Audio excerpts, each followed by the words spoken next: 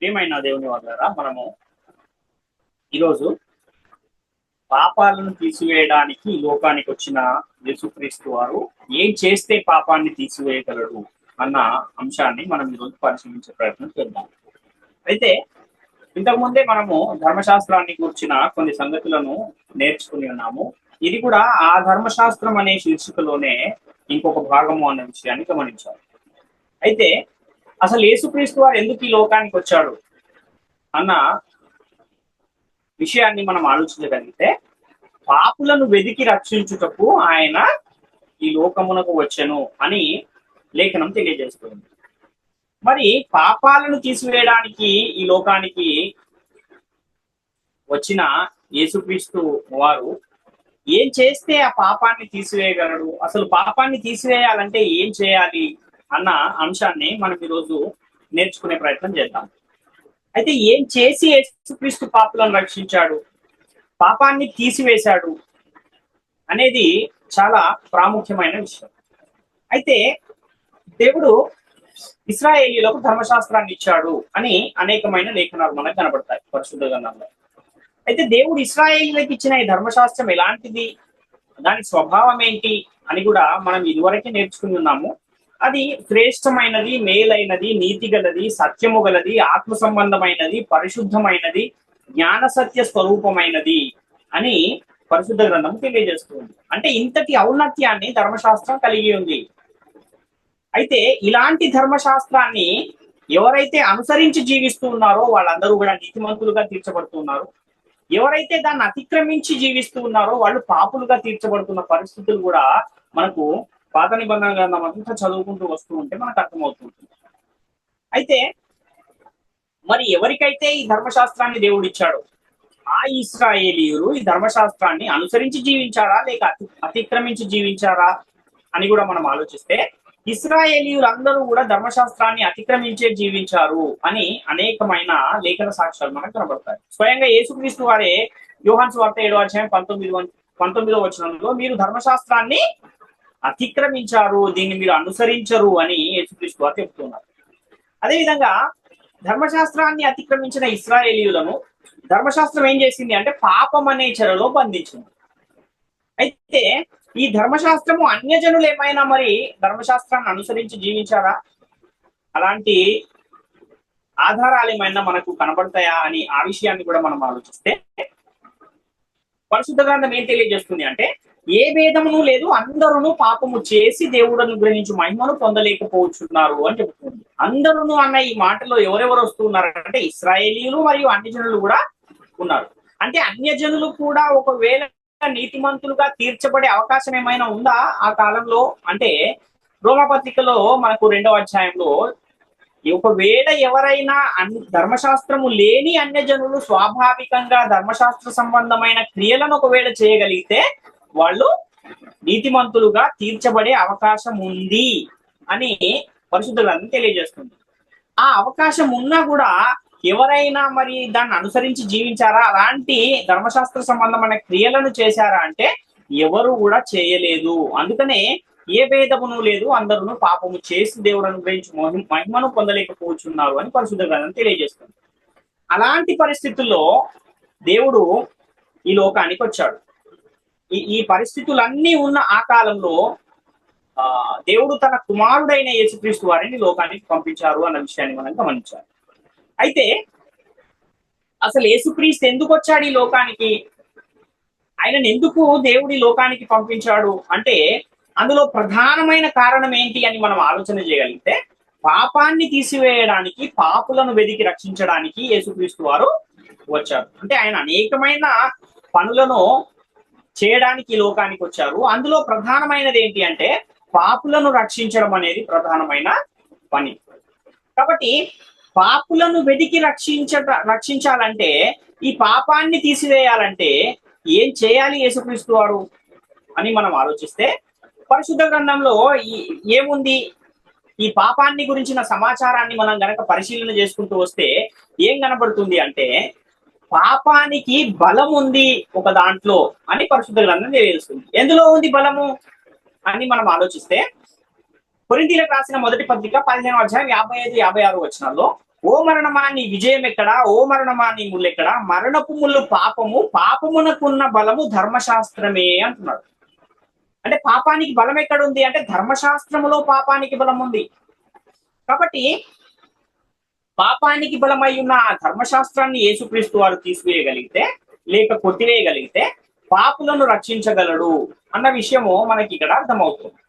అయితే బైబిల్ గ్రంథం ఏం చెబుతుంది అంటే ధర్మశాస్త్రం అనేది ఒకవేళ లేకపోతే అతిక్రమము కూడా ఉండదు అని పరిశుద్ధ గ్రంథంలో లేఖనాలు కనబడతాయి.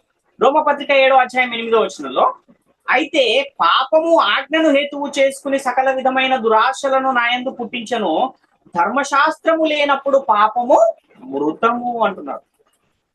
ధర్మశాస్త్రము లేనప్పుడు పాపము మృతము అని ఎందుకు చెప్తున్నాడు అనంటే ఇప్పుడు ఒక మనిషి మృతమైనప్పుడు ఎలా ఉంటుంది ఆ మనిషి పరిస్థితి అంటే ఆ శరీరం ఎలా ఉంటుంది, శవముగా మారిపోతుంది, కదలలేని పరిస్థితి, ఏ క్రియ చేయలేని పరిస్థితుల్లో ఆ యొక్క శరీరం ఎలాగైతే ఉంటుందో పాపము కూడా ధర్మశాస్త్రం లేకపోతే ఎలా ఉంటుంది అంటే మృతమైనదిగా ఉంటుంది అని చెబుతున్నాడు. అంటే మనిషి శరీరములో నుంచి ఆత్మ వెళ్ళిపోతే ఆ శరీరం ఎలాగైతే శవంగా మారిపోతుందో ధర్మశాస్త్రం అనేది భూమి మీద లేనప్పుడు పాపం కూడా అదే స్థితిలో ఉంటుంది, మృతమైనదిగా ఉంటుంది, ఏ క్రియ చేయలేనిదిగా ఉంటుంది అన్న విషయాన్ని ఇక్కడ తెలియజేస్తున్నారు. అంటే ఆజ్ఞను హేతువు చేసుకుని సకల విధములైన దురాశలను పుట్టించేదిగా ధర్మశాస్త్రము కనబడుతూ ఉంది కదా. ఆజ్ఞలు ఎక్కడ ఉంటాయి అని మనం ఆలోచిస్తే విధిరూపకమైన ఆజ్ఞలు గల ధర్మశాస్త్రము అని ఎఫెసీ పత్రిక 2:14 మనకు అక్కడ ఒక లేఖనం ఉంది. అంటే ఆజ్ఞలు గల ధర్మశాస్త్రము ఎక్కడుంటాయి? ఆజ్ఞలు ధర్మశాస్త్రంలో ఉంటాయి. కాబట్టి ఈ ఆజ్ఞను హేతువు చేసుకుని దురాశలను పుట్టించేదేది అంటే ధర్మశాస్త్రమే ఒక మనిషిలో ఆ ఆజ్ఞలను హేతువు చేసుకుని దురాశలను పుట్టిస్తూ ఉంది అన్న విషయం మనకి ఇక్కడ అర్థమవుతుంది. ధర్మశాస్త్రము లేనప్పుడు ఈ ఈ పాపం అనేది ఎలాంటి స్థితిలో ఉంటుంది అన్న ఆ విషయాన్ని కూడా మనం ఆలోచన చేయగలిగితే రోమపత్రిక 4:15 ఏలయనగా ధర్మశాస్త్రము ఉగ్రతను పుట్టించును, ధర్మశాస్త్రము లేని ఎడల అతిక్రమమును లేకపోవును అంటున్నాడు. ఒకవేళ ధర్మశాస్త్రం అనేదే లేకపోతే అతిక్రమం అనేదే ఉండదు అన్న విషయాన్ని మనం గమనించాలి. కాబట్టి ఇప్పుడు పాపాన్ని తీసివేయడానికి ఈ లోకానికి వచ్చిన యేసుక్రీస్తు వారు ఏం చేయాలి అంటే పాపానికి బలమై ఉన్న ధర్మశాస్త్రాన్ని తీసివేయవలసిన అవసరం ఉంది అన్న విషయము మనకు అర్థమవుతుంది. అయితే ధర్మశాస్త్రము లేనప్పుడు అతిక్రమము కూడా లేదు అంటున్నాడు. అదే విధంగా ధర్మశాస్త్రము లేని ఎడల పాపము మృతమైనదిగా ఉంటుంది అని కూడా మనకు పరిశుద్ధ గ్రంథం తెలియజేస్తుంది. కాబట్టి ఈ లోకములో ఉన్న వారిని యేసుక్రీస్తు వారు పాపాల నుండి రక్షించాలంటే పాపానికి బలమై ఉన్న ధర్మశాస్త్రాన్ని ఏం చేయాలి? తీసివేయాలి, లేకపోతే కొట్టివేయాలి. అప్పుడే అది సాధ్యం అవుతుంది. మరి పాపాన్ని తీసివేయాలంటే ధర్మశాస్త్రాన్ని కొట్టివేయాలని యేసుక్రీస్తుకు ముందే తెలిసినప్పుడు ఈ లోకానికి రాగానే దాన్ని కొట్టేయచ్చు కదా. ఎందుకని ఆయన 30 సంవత్సరాలు 33.5 సంవత్సరాలు ఆయన ఈ లోకంలో జీవించి కూడా ఆ అంతకాలము దాన్ని అలానే ఉంచాడు ఎందుకు అని కూడా ఎవరికైనా సందేహం రావచ్చు. అలాంటి వారికి బైబిల్ గ్రంథం ఏం చెబుతుంది అంటే ఎవరు పడితే వారు ధర్మశాస్త్రాన్ని కొట్టివేయలేరు. ధర్మశాస్త్రాన్ని కొట్టివేయాలంటే కొన్ని అర్హతలు ఉండాలి. ఆ అర్హతలు ఉన్నవారే ధర్మశాస్త్రాన్ని కొట్టివేయగలరు అని కూడా పరిశుద్ధ గ్రంథం తెలియజేస్తుంది. ఎందుకు యేసుక్రీస్తు వారు శిల్వ మరణం వరకు ధర్మశాస్త్రాన్ని కొట్టివేయకుండా ఆగవలసి వచ్చింది? ధర్మశాస్త్రాన్ని అసలు ఎవరు కొట్టివేయగలరు అన్న ప్రశ్న మనం వేసుకుంటే ఎందుకు యేసుక్రీస్తు వారు శిల్వ మరణం వరకు ఆగాల్సి వచ్చింది అన్న విషయం మనకు అర్థమవుతుంది. అయితే 2 కారణాలు ఉన్నాయి. ధర్మశాస్త్రాన్ని ఎవరు కొట్టివేయగలరు అనంటే ధర్మశాస్త్రాన్ని నియమించిన వారు ధర్మశాస్త్రాన్ని కొట్టివేయగలరు అని పరిశుద్ధ గ్రంథం తెలియజేస్తుంది. అలాగే ధర్మశాస్త్రమును సంపూర్ణముగా నెరవేర్చిన వారు ధర్మశాస్త్రాన్ని కొట్టివేయగలరు అని మనకు పరిశుద్ధ గ్రంథం చాలా స్పష్టంగా తెలియజేస్తుంది. అంటే ఈ 2 అర్హతలు గలవారు ధర్మశాస్త్రాన్ని కొట్టివేయగలరు అనే విషయము ఇక్కడ మనకు స్పష్టంగా అర్థమవుతున్న పరిస్థితి. అయితే అసలు ధర్మశాస్త్రాన్ని నియమించింది ఎవరు అన్న ఆ విషయాన్ని కూడా మనం పరిశీలన చేయగలిగితే గలతీయులకు రాసిన పత్రిక 3:19-20 ఈ సమాచారం మనకు కనబడుతుంది. అలాగైతే ధర్మశాస్త్రం ఎందుకు? ఎవనికి ఆ వాగ్దానము చేయబడెనో ఆ సంతానము వచ్చే వరకు అది అతిక్రమములను బట్టి దానికి తరువాత ఇయ్యబడెనో అది మధ్యవర్తి చేత దేవదూతల ద్వారా నియమింపబడెను. ఈ మధ్యవర్తి ఒకనికి మధ్యవర్తి కాడు గాని దేవుడు ఒక్కడే అంటున్నాడు. అంటే ఇక్కడ ధర్మశాస్త్రం ఎవరి ద్వారా నియమించబడింది అంటే ఇద్దరిని ఇక్కడ ప్రస్తావిస్తున్నాడు. ఒక ఆయనేమో మధ్యవర్తి అంటున్నాడు, ఇంకొకరేమో దేవదూతలు. అయితే ఇంతకి ఎవరి మధ్యవర్తి? ఈ ధర్మశాస్త్రం అనేది మధ్యవర్తి చేత దేవదూతల ద్వారా నియమించబడింది అని పరిశుద్ధ గ్రంథము తెలియజేస్తూ ఉన్నప్పుడు ఈ మధ్యవర్తి అసలు ఎవరు అన్న ఆ విషయాన్ని మనం ఆలోచన చేస్తే యేసుక్రీస్తు వారే మధ్యవర్తి అన్న విషయాన్ని పరిశుద్ధ గ్రంథము తెలియజేస్తుంది. 1 తిమోతి పత్రిక 2వ అధ్యాయం 5వ వచనంలో దేవుడు ఒక్కడే, దేవునికి నరులకును మధ్యవర్తి ఒక్కడే, ఆయన క్రీస్తు యేసను నరుడు అన్న విషయాన్ని ఇక్కడ తెలియజేస్తున్నాడు. అంటే ఈ ధర్మశాస్త్రం అనేది మధ్యవర్తి చేత అంటే యేసుక్రీస్తు చేత మరియు దేవదూతల ద్వారా నియమింపబడింది అన్న విషయం ఇక్కడ మనము చూస్తున్నాం. యాకోబు పత్రిక 4వ అధ్యాయం 12వ వచనాన్ని కూడా మనం చూస్తే ఒకడే ధర్మశాస్త్రమును నియమించి న్యాయము విధించువాడు, ఆయనే రక్షించుటకును నశింపచేయుటకును శక్తిమంతుడై ఉన్నాడు, పరునికి తీర్పు తీర్చుటకు నీవెవడవు అన్న మాట ఇక్కడ మనకు కనపడుతుంది. అంటే రక్షించుటకును నశించుటకును శక్తి గలవాడు మరియు ధర్మశాస్త్రాన్ని నియమించిన వాడు ఎవరు అని మనం ఆలోచన చేయగలిగితే ఆ మధ్యవర్తే రక్షించుటకు నశించుటకు శక్తి గలవాడు మరియు ఆయన ధర్మశాస్త్రమును నియమించిన వాడు. ఎవరు ఆయన అంటే యేసుక్రీస్తు వారు అన్న విషయాన్ని మనం గమనించాలి. అయితే ఈ యేసుక్రీస్తు వారు ఎవరెవరికి మధ్యవర్తిగా ఉన్నాడు అంటే దేవునికి నరులకు మధ్యవర్తి.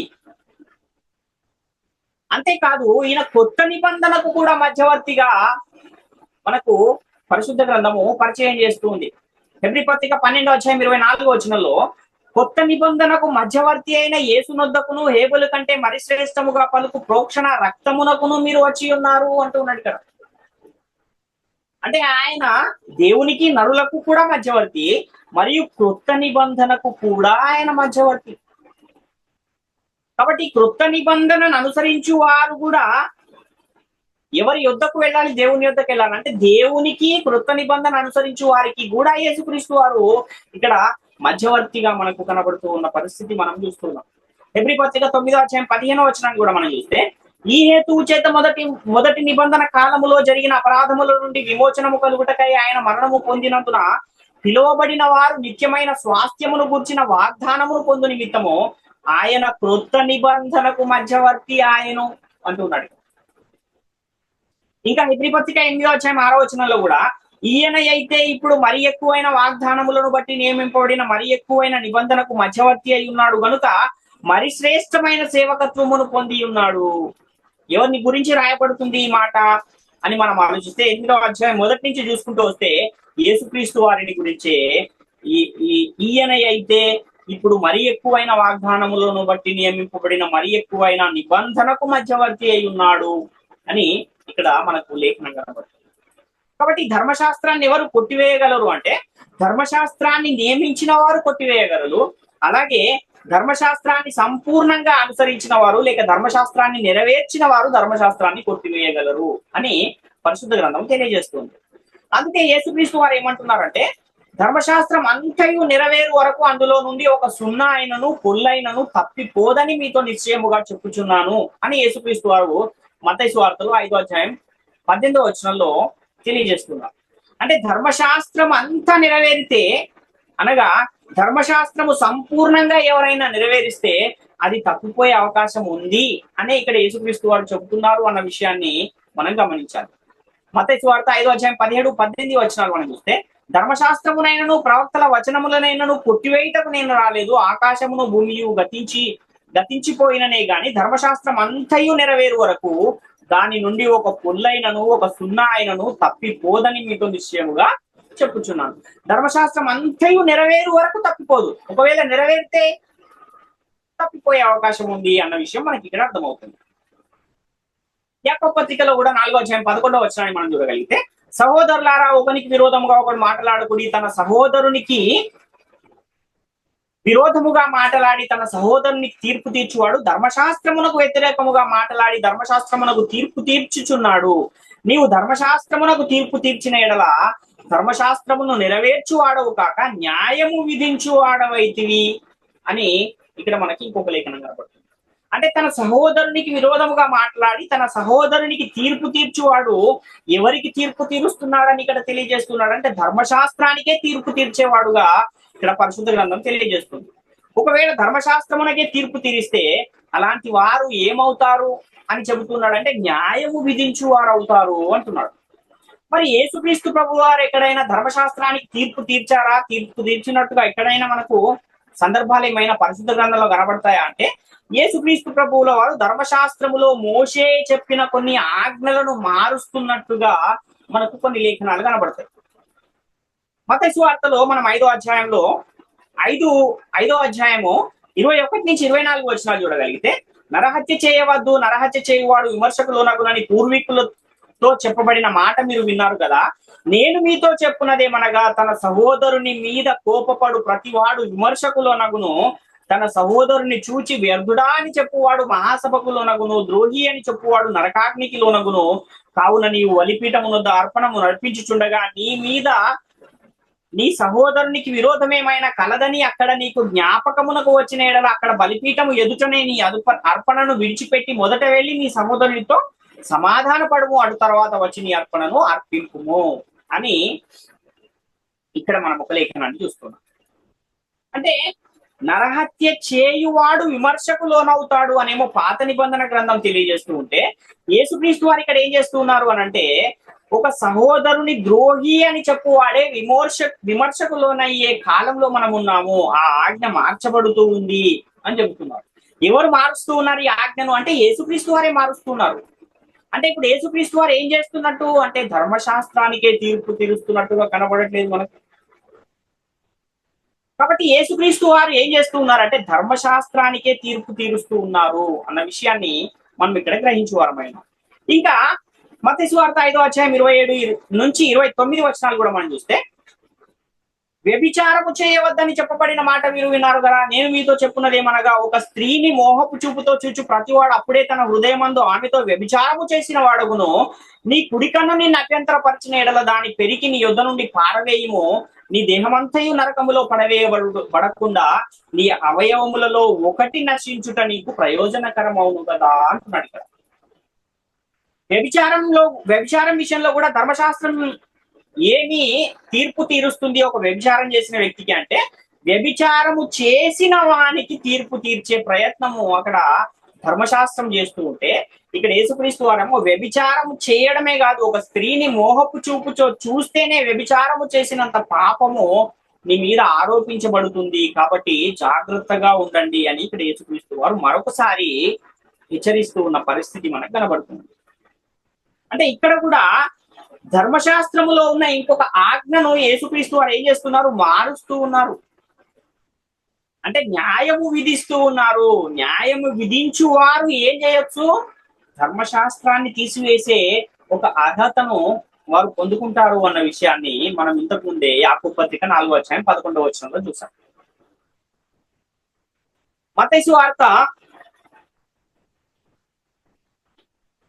5వ అధ్యాయము 38, 39 వచనాలు కూడా మనం చూస్తే, కంటికి కన్ను పంటికి పళ్ళు అని చెప్పబడిన మాట మీరు విన్నారు కదా. నేను మీతో చెప్పున్నదేమనగా దుష్టుని ఎదిరింపక నిన్ను కుడి చెంప మీద కొట్టు అని వైపునకు ఎడమ చెంప కూడా త్రిప్పుము అంటున్నాడు ఇక్కడ కూడా. అంటే పాత నిబంధనలో ఏంటి, ఎవడైనా నీ కన్నును పోగొడితే వాడి కన్నును నీవు పోగొట్టొచ్చు, ఎవడైనా నీ పంటిని గనక విరగొడితే వాడి పంటిని నీవు విరగొట్టొచ్చు అన్న ఒక ఆజ్ఞ పాత నిబంధనలో ఉంది. కానీ దాన్ని మారుస్తున్నారు యేసుక్రీస్తు వారు. అలాంటి పని నీవు చేయకూడదు, క్షమించే కాలంలో మనం నేటి కాలంలో ఉన్నాము. ఎవరైనా నీ కుడి చెంప మీద కొట్టువానికి ఎడమ చెంపను వాని వైపుకు తిప్పాలి తప్ప పగ తీర్చుకునే పరిస్థితుల్లో ఉండకూడదు ఎవరు కూడా అని ఇక్కడ యేసుక్రీస్తు వారు తెలియజేస్తున్నారు. అంటే న్యాయము విధిస్తూ ఉన్నారు, ఆజ్ఞలను మారుస్తూ ఉన్నారు. యేసుక్రీస్తు వారు న్యాయము విధించువాడుగా మనకు కనబడుతూ ఉన్నాడు. కనుక యేసుక్రీస్తు వారు ధర్మశాస్త్రాన్ని కొట్టివేసే ఒక అర్హత ఉన్నట్టు ఇక్కడ కనబడట్లేదు. ఆ విషయాన్ని కూడా మనం ఒకసారి ఆలోచించవలసిన అవసరం. కాబట్టి ధర్మశాస్త్రానికి తీర్పు తీర్చేవారే ధర్మశాస్త్రాన్ని నెరవేర్చేవారై కూడా ఉండాలి. మరి యేసుక్రీస్తు వారు ధర్మశాస్త్రాన్ని నెరవేర్చారా అని మనం ఆలోచిస్తే, యోహాను సువార్త 17:4 చేయుటకు నీవు నాకు ఇచ్చిన పని నేను సంపూర్ణముగా నెరవేర్చి భూమి మీద నిన్ను మహిమపరిచితిని అంటున్నాడు యేసుక్రీస్తు. అంటే ఈ భూమి మీదికి శరీరాన్ని ధరించుకొని వచ్చిన వారు ఎవరైనా సరే దేన్ని అనుసరించాలి భూమి మీద అంటే దేవుడిచ్చిన ధర్మశాస్త్రాన్ని అనుసరించిన వారుగా ఉన్నారు. ప్రత్యేకంగా ఇశ్రాయేలు వంశంలో పుట్టిన వారు కంపల్సరీగా తప్పనిసరిగా ధర్మశాస్త్రాన్ని అనుసరించి జీవించాల్సిన అవసరం. అంటే వారికి ఉన్న అన్ని పనులలో ధర్మశాస్త్రాన్ని కూడా అనుసరించాలి అనేది తప్పనిసరిగా వారికి విధించబడిన ఒక పని. కాబట్టి ఇశ్రాయేలు వంశములో పుట్టిన యేసుక్రీస్తు వారు ఏం చెబుతున్నాడు దేవునితో? ఆయన ప్రార్థన చేస్తూ నీవు నాకు ఇచ్చిన పనిని నేను సంపూర్ణముగా నెరవేర్చాను అని యేసుక్రీస్తు వారు చెబుతున్నారు. అంటే ధర్మశాస్త్రాన్ని అనుసరించే పనిని కూడా ఆయన సంపూర్ణంగా నెరవేర్చాడు అన్న విషయం మనకి ఇక్కడ అర్థమవుతుంది. అంటే యేసుక్రీస్తు వారికి ధర్మశాస్త్రాన్ని కొట్టివేయడానికి కావలసిన అర్హతలు రెండు కూడా మనకి ఇక్కడ కనబడుతున్నాయి. అంటే న్యాయము విధించేవాడుగా యేసుక్రీస్తు వారు కనబడుతున్నారు. అదేవిధంగా ధర్మశాస్త్రాన్ని సంపూర్ణంగా నెరవేర్చిన వాడుగా కూడా యేసుక్రీస్తు వారు మనకి ఇక్కడ కనబడుతున్నారు. అందుకే యేసుక్రీస్తు వారు ఏం చేశారంటే సిలువలో ధర్మశాస్త్రాన్ని కొట్టివేశారు అని కూడా పరిశుద్ధ గ్రంథం తెలియజేస్తుంది. ఎందుకు ఈ లోకానికి రాగానే ధర్మశాస్త్రాన్ని యేసుక్రీస్తు వారు కొట్టివేయలేదు లేక తీసివేయలేదు అంటే దాన్ని సంపూర్ణంగా అనుసరించాలి కనుక, దాన్ని అనుసరించి నెరవేర్చేంత వరకు ఆగి తర్వాత ధర్మశాస్త్రాన్ని నెరవేర్చి దాన్ని సిలువలో యేసుక్రీస్తు వారు కొట్టివేశారు అన్న విషయాన్ని కూడా మనం ఇక్కడ గమనించవలసిన అవసరం. అంటే ధర్మశాస్త్రానికి లోబడి ఉన్న వారిని విమోచించడానికి యేసుక్రీస్తు వారు ఏం చేయాలి, ఏం చేయవలసిన అవసరం వచ్చింది అంటే ధర్మశాస్త్రానికి లోబడి జీవించవలసిన అవసరం వచ్చింది. గలతీ పత్రిక 4:5 మనం చూడగలిగితే, అయితే కాలము పరిపూర్ణమైనప్పుడు దేవుడు తన కుమారుని పంపెను, ఆయన స్త్రీ యందు పుట్టి మనము దత్తపుత్రులము కావాలనని ధర్మశాస్త్రమునకు లోబడి ఉన్న వారిని విమోచించుటకై ధర్మశాస్త్రమునకు లోబడిన వాడాయను అని ఇక్కడ చూస్తున్నాం. అక్కడేమో నీవు నాకు ఇచ్చిన పనిని సంపూర్ణంగా నెరవేర్చాను అని అక్కడ చెబుతున్నాడు. ఇక్కడేమో పౌలు గారు పరిశుద్ధాత్మ ప్రేరణతో ఏం చెబుతున్నారంటే యేసుక్రీస్తు వారు ధర్మశాస్త్రానికి లోబడి జీవించాడు అని చెబుతున్నారు. అంటే ఎవరైతే ధర్మశాస్త్రానికి లోబడి జీవిస్తారో, ఎవరైతే ధర్మశాస్త్రానికి తీర్పు తీరుస్తారో, ఎవరైతే న్యాయమును విధించే వారుగా ఉన్నారో వాళ్ళు ధర్మశాస్త్రాన్ని కొట్టివేసే ఒక అర్హతను పొంది ఉంటారు. ఆ యేసుక్రీస్తు కంటే ముందొచ్చిన వారు ఎవరైనా ఈ పని చేయొచ్చా అంటే ఈ రెండు అర్హతలను సంపాదించిన ఏ మనిషి అయినా దాన్ని చేయొచ్చు. కానీ ఎవ్వరు కూడా రెండు అర్హతలను సంపాదించుకోలేకపోయారు. కాబట్టి ఎవరు కూడా దాన్ని కొట్టివేయలేకపోయారు. అందుకే యేసుక్రీస్తు వారే దాన్ని కొట్టివేయవలసి వచ్చింది. గలతీ పత్రిక 3:13-14 మనం చూడగలిగితే, ఆత్మను గూర్చిన వాగ్దానము విశ్వాసము వలన మనకు లభించినట్లు అబ్రహాము పొందిన ఆశీర్వచనము క్రీస్తు యేసు ద్వారా అన్యజనులకు కలుగుటకై క్రీస్తు మన కోసము శాపమై మనలను ధర్మశాస్త్రం యొక్క శాపము నుండి విమోచించెను. ఇందును గూర్చి మ్రాను మీద వేలాడబడిన ప్రతి వాడును శాపగ్రస్తుడు అని వ్రాయబడి ఉన్నది అంటారు. అంటే ధర్మశాస్త్రానికి లోనైన వారిని రక్షించడానికి ఆయన మన శాపాన్ని ఆయన తన మీద మోపుకుని మన నిమిత్తం ఆయన శాపగ్రస్తుడుగా మారవలసి వచ్చింది. 1 పేతురు పత్రిక 2:24 చూస్తే, మనము పాపముల విషయమై చనిపోయి నీతి విషయమై జీవించున్నట్లు ఆయన తానే తన శరీరమందు మన పాపములను మ్రాను మీద మోసుకునేను, ఆయన పొందిన గాయముల చేత మీరు స్వస్థత నొందితిరి. ఆయన మన పాపములను మోసుకున్నాడు తప్ప ఆయన ఇలా జీవించాడు తన జీవితకాలం అంతా అని మనం చూస్తే, నాలో పాపం ఉన్నదని మీలో స్థాపించును అన్న ఒక సవాల్ సమాజానికి విసరగలిగాడు యేసుక్రీస్తు వారు. అలాంటి వారు ఎవరైనా కనబడతారంటే యేసుక్రీస్తు వారు ఒక్కరే మనకు భూమి మీద కనబడతారు అన్న విషయాన్ని మనం గమనించాలి. అంటే మనము నీతి విషయమై జీవించినట్లు యేసుక్రీస్తు తన శరీరమందు మన పాపాలను మోసుకుని ఆయన శాపగ్రస్తుడుగా మారవలసి వచ్చింది. కాబట్టి యేసుక్రీస్తు ధర్మశాస్త్రాన్ని నియమించిన వాడు కనుక ధర్మశాస్త్రానికి తీర్పు తీర్చగలిగాడు. అంతేకాదు ఆయన రక్తమాంసములలో పాలివాడయ్యాడు కనుక ఆయన కూడా ధర్మశాస్త్రానికి లోబడి జీవించి ధర్మశాస్త్రాన్ని సంపూర్ణంగా నెరవేర్చి ఆ తర్వాత దాన్ని శిలువలో కొట్టివేశాడు అన్న విషయాన్ని మనం గమనించాలి. అయితే కొంతమంది యేసుక్రీస్తు నేను ధర్మశాస్త్రాన్ని కొట్టివేయటకు రాలేదు, దాన్ని నెరవేర్చడానికే వచ్చాను అని చెప్పాడు కదండి అని కూడా అడిగేవారు లేకపోతే. ఆ మాట 17వ వచనంలో కనబడుతుంది. 18వ వచనంలో ఉన్న మాటను కూడా ఆలోచించవలసిన అవసరం ఉంది. మత్తయి సువార్త 5వ అధ్యాయం 17, 18 వచనాలు మనం చూస్తే, ధర్మశాస్త్రమునైనను ప్రవక్తల వచనములనైనను కొట్టివేయ వచ్చి తినని తలంచవద్దు, నెరవేర్చుటకే గాని కొట్టివేయటకు నేను రాలేదు. ఆకాశమును భూమియు గతించిపోయిననే గాని ధర్మశాస్త్రం అంతయు నెరవేరు వరకు దాని నుండి ఒక పొల్లైనను ఒక సున్నయైనను తప్పిపోదని మీతో నిశ్చయముగా చెప్పుచున్నాను అని ఇక్కడ యేసుక్రీస్తు వారు చెబుతున్నారు. అయితే అదే వచనంలో ఇప్పుడు మనం 18వ వచనాన్ని చదివాం కనుక అందులో ఉన్న ఆ విషయాన్ని కూడా ఆలోచిస్తే అక్కడ ఈ విషయం ఇంకా కొంచెం సులభంగా అర్థమవుతుంది. అంటే ధర్మశాస్త్రం అంతా నెరవేరేంత వరకు అందులో ఒక సున్నా గాని పొల్లు గాని తప్పిపోదు.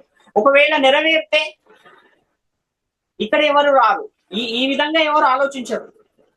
నెరవేరకపోతే నెరవేరనంత వరకు తప్పిపోదు, కానీ నెరవేరిపోతే తప్పిపోయే అవకాశం ఉంది కదా అని కూడా ఆలోచిస్తే అప్పుడు అది అర్థమయ్యే అవకాశం ఉంది. అయితే యేసుక్రీస్తు లోకానికి వచ్చి ఏం చేశారు అంటే, యూదులకు అన్యజనులకు మధ్య గోడగా ఉన్న ధర్మశాస్త్రాన్ని ఆయన నెరవేర్చాడు కనుకనే అది తప్పిపోయింది. ఆ విషయాన్ని కూడా మనం గమనించవలసిన అవసరం. నెరవేరు వరకు తప్పిపోదు అని చెప్పినప్పుడు సంపూర్ణంగా నెరవేరితే తప్పిపోయే అవకాశం ఉంది కదా అని కూడా ఆలోచించాల్సిన అవసరం ఉంది. ప్రియులారా గమనించాలి. కాబట్టి నెరవేరితే తప్పిపోతుంది అని కూడా ఉన్న ఆ మాటను వదిలేసి ఆ పైనున్న మాటనే పట్టుకుని ఆయన నెరవేర్చుటకే వచ్చాను అని చెబుతున్నాడు కదా అని చాలా మంది ఆలోచిస్తున్నారు.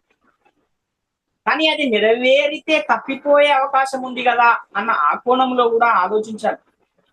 మరి ఇంతకీ యేసుక్రీస్తు ధర్మశాస్త్రాన్ని కొట్టివేశాడా, కొట్టివేయలేదా?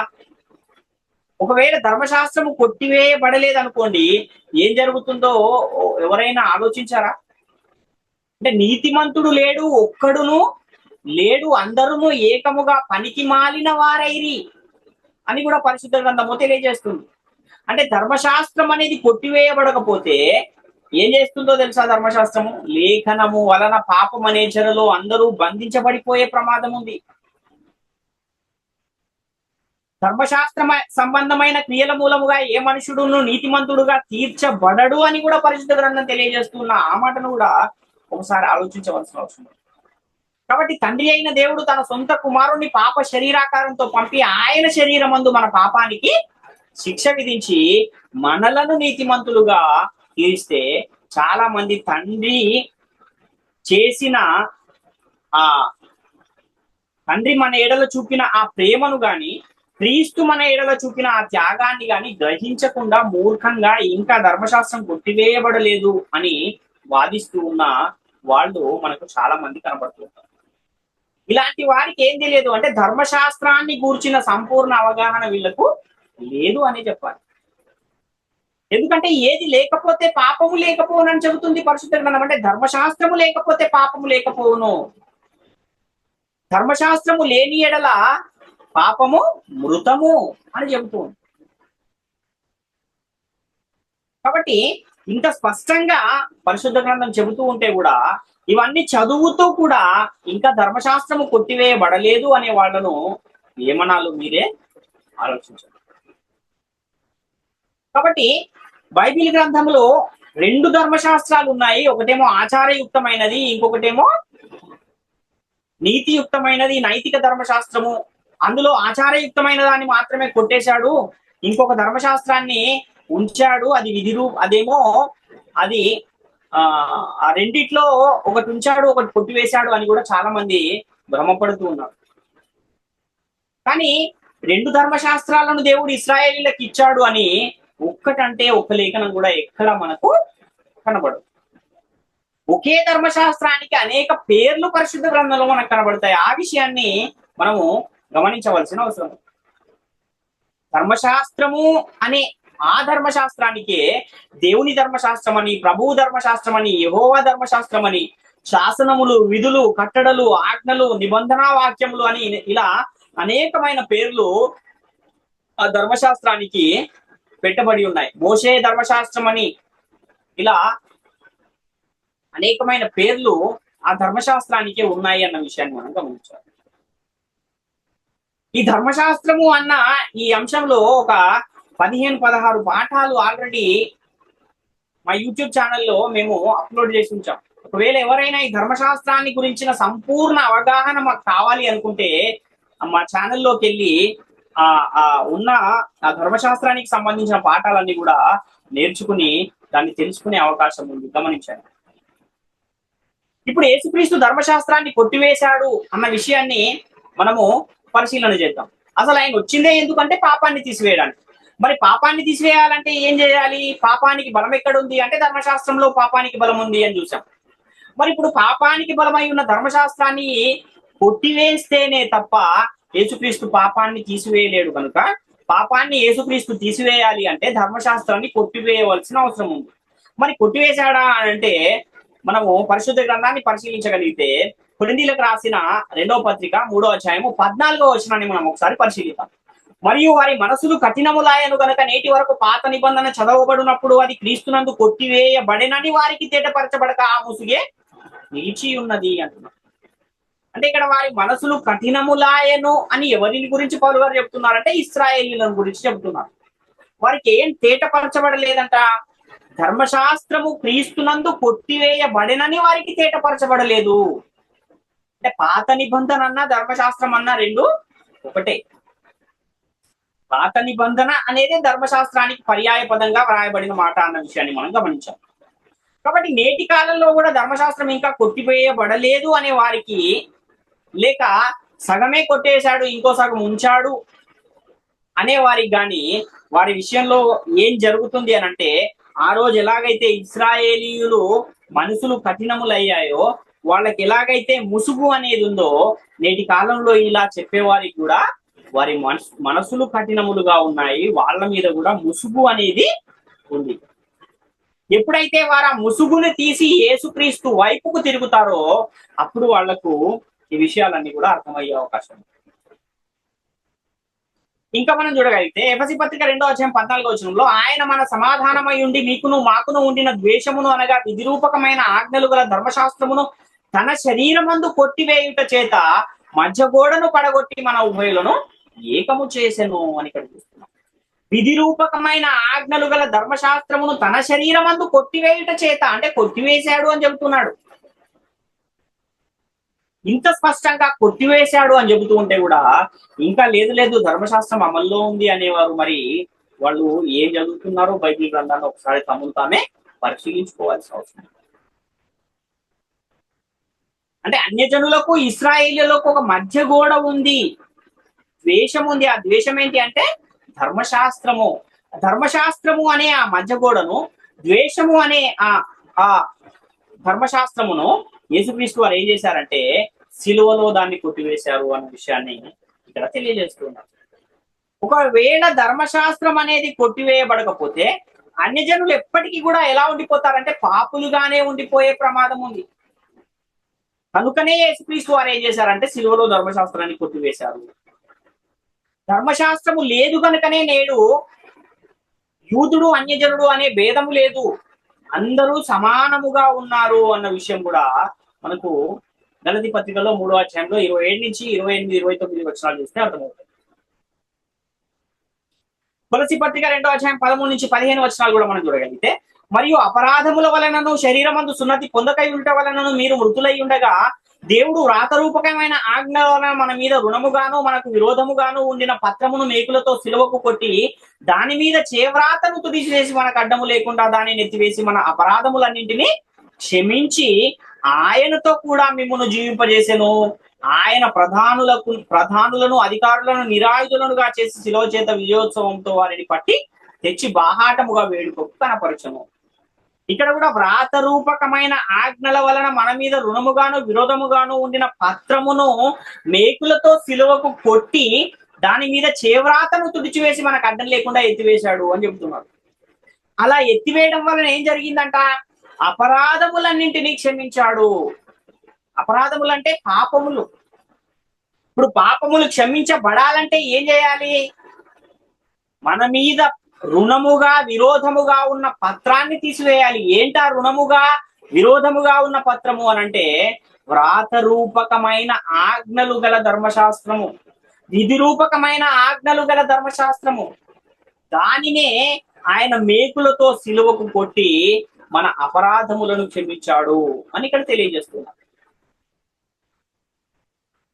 ఇంకా మనం చూడగలిగితే రోమపత్రిక 10వ అధ్యాయం 4వ వచనంలో విశ్వసించు ప్రతి వానికి నీతి కలుగుటకై క్రీస్తు ధర్మశాస్త్రమునకు సమాప్తి అయి ఉన్నాడు అని ఇక్కడ తెలియజేస్తున్నారు. ఆ సమాప్తి అంటే ఏంటి అర్థం? ఇంకా అయిపోయింది, ధర్మశాస్త్రం లేదు, యేసుక్రీస్తు తర్వాత ధర్మశాస్త్రము లేదు అని చెబుతున్నాడు ఇక్కడ.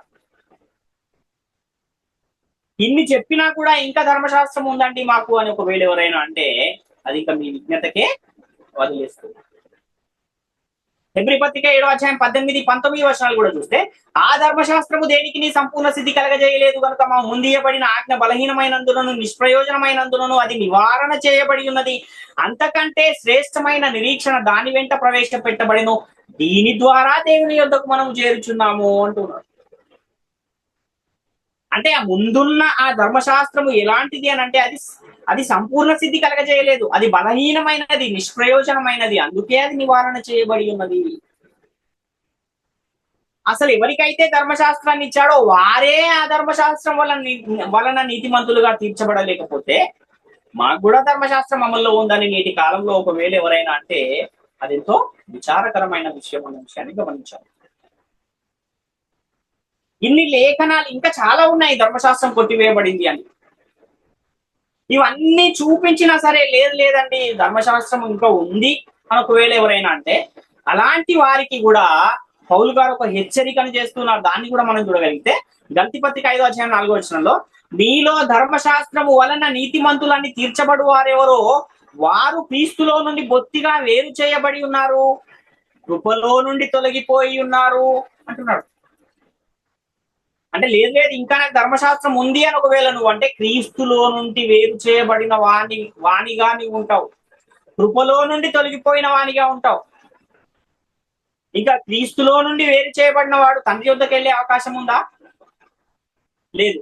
కృపలో నుండి తొలగిపోయిన వాడు పరలోకానికి వెళ్ళే అవకాశం ఉందా? లేదు.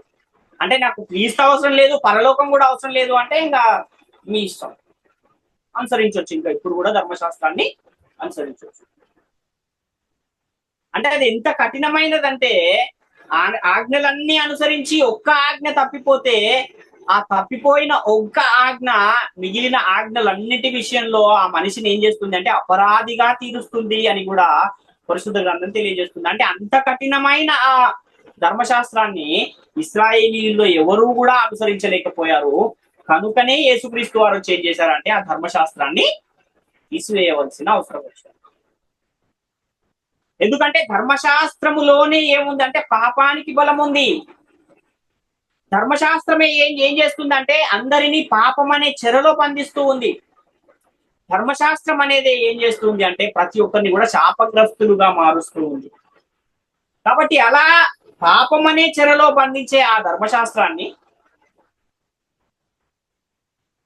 పాపులుగా తీర్పు పొందుతూ ఉన్న ఆ ధర్మశాస్త్రాన్ని యేసుక్రీస్తు వారు ఏం చేశారు అంటే సిలువలో దాన్ని కొట్టివేసి మన అపరాధములన్నింటినీ క్షమించి తద్వారా ప్రతి ఒక్కరికి కూడా నీతిమంతులు అన్న ఒక నూతన పేరును, నూతన నామమును ఆయన అందరికీ దయచేస్తూ ఉన్న ఒక పరిస్థితి మనకి ఇక్కడ కనపడుతుంది. కాబట్టి ప్రియులరా, యేసుక్రీస్తు వారు ఈ లోకానికి వచ్చిందే ఎందుకు అంటే పాపులను రక్షించుటకు, పాపములను తీసివేయుటకు ఆయన ఈ లోకానికి వచ్చాడు.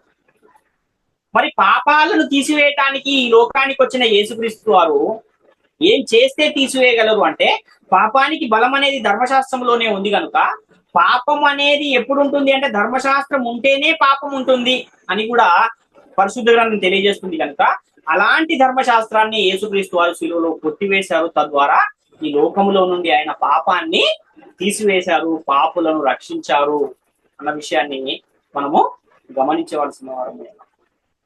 కాబట్టి ప్రియులారా, ప్రాముఖ్యమైన ఈ విషయాలన్నీ కూడా ప్రతి ఒక్కరు గమనించి గ్రహించి దేవుని కృపకు పాత్రులుగా ఉండాలని మిమ్మల్ని అందరినీ వేడుకొనొచ్చు. ఈ నా మాటలు ముగిస్తున్నాను. అందరికీ వందనాలు.